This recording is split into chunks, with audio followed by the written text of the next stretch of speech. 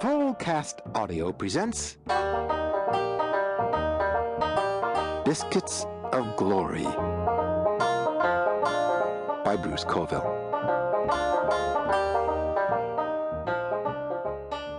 I am haunted by biscuits.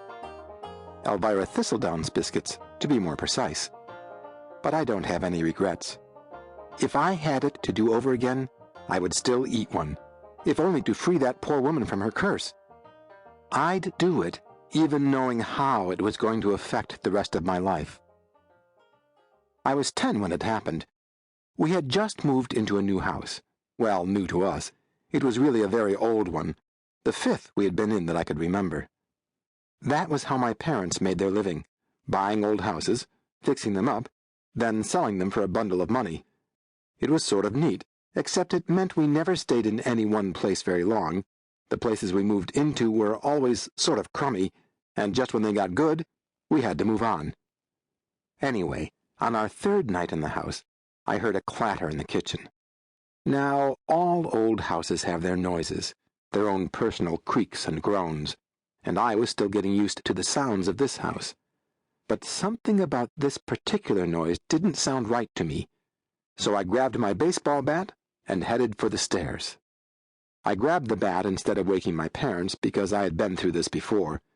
I was tired of embarrassing myself, so I generally investigated night noises on my own.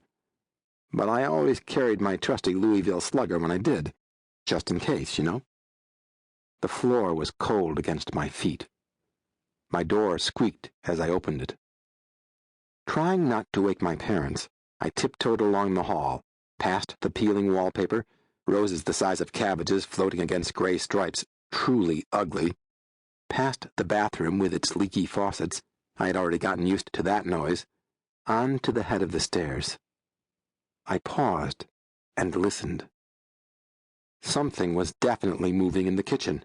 I could hear scrapes and thumps, soft and gentle, but no less real for all that.